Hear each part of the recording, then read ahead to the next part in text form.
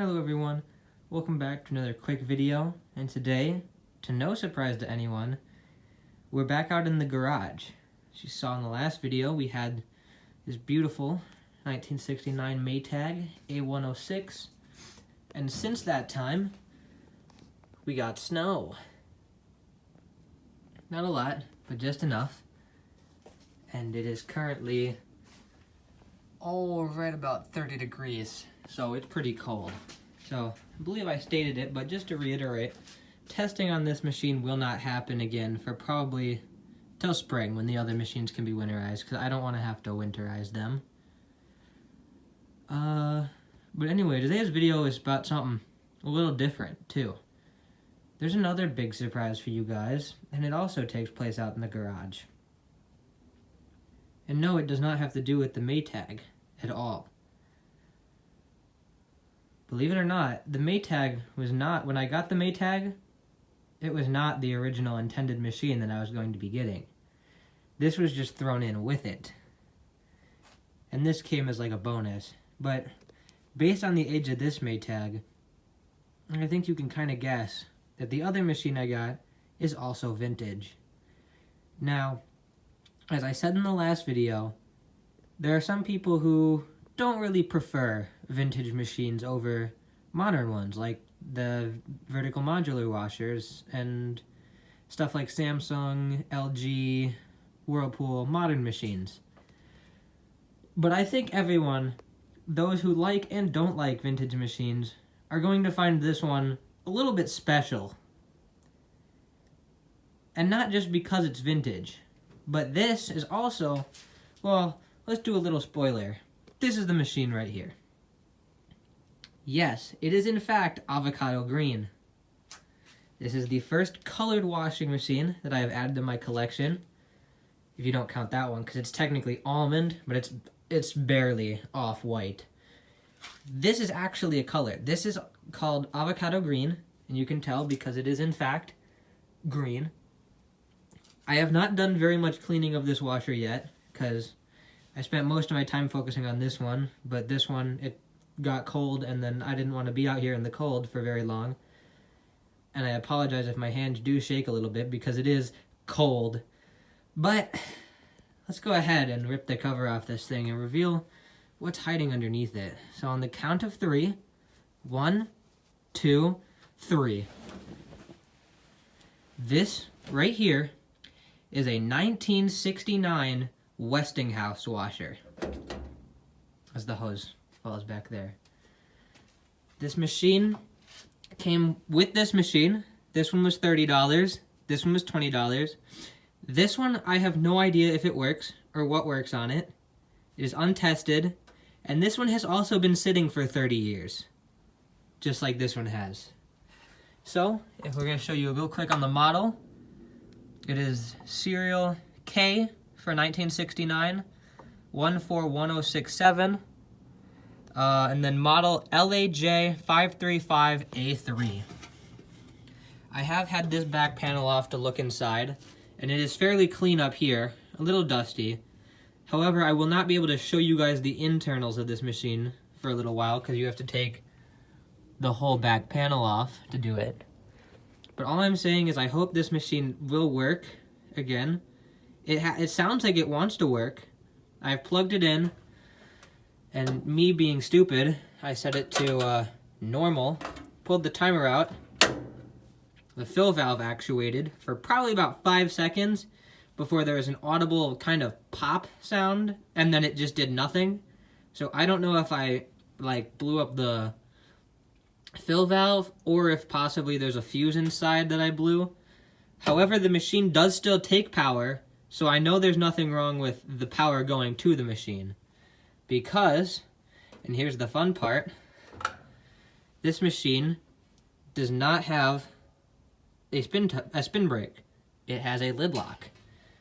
And if you actuate the timer around to the spin cycle, you can hear the lid lock engage. So it definitely still does have power. The only thing I'm a little worried about with this machine is if it's going to work, because I know these Westinghouses had notorious for just general problems, but especially the pump and the pump location. On these machines, the pump is attached directly on top of the motor. If the pump leaks, your motor's probably going to go bad. But enough with that. Let's get looking at more of the machine. This is in fact a Westinghouse.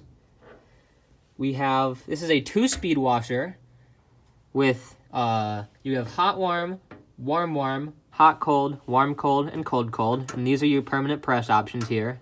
And these are just like normal cycle options. Over here with the cycles, we have an infinitely variable water level selector.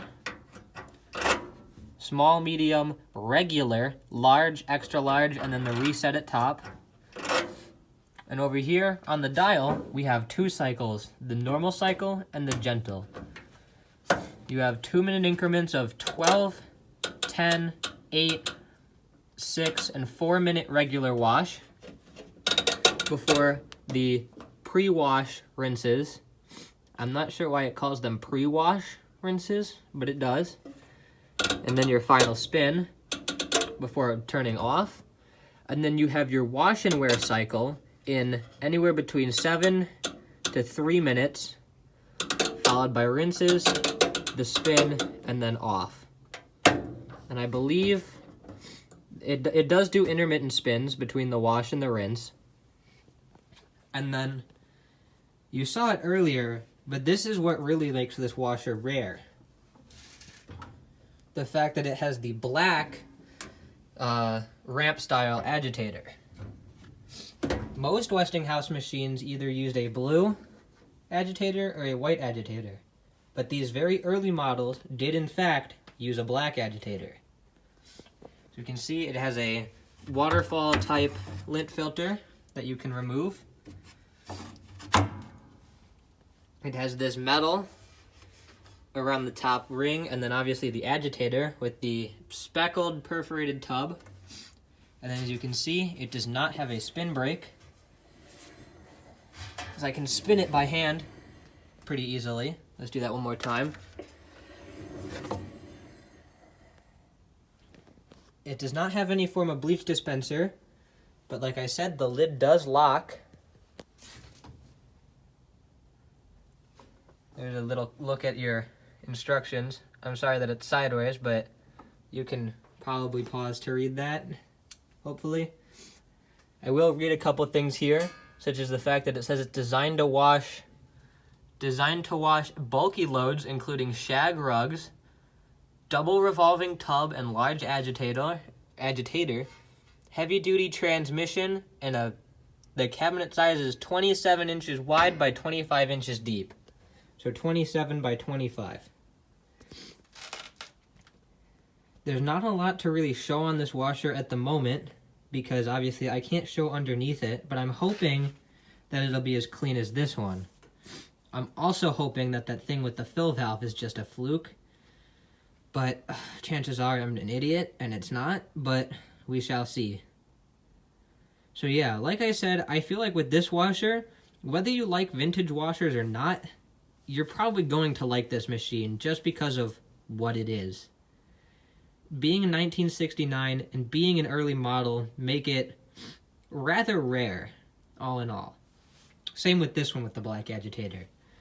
But I believe it was Matthew James asked in a previous video, the one on this one, kind of what the story is with these machines. And here's my idea. Both of these washers came from the same person, and they're both from 1969.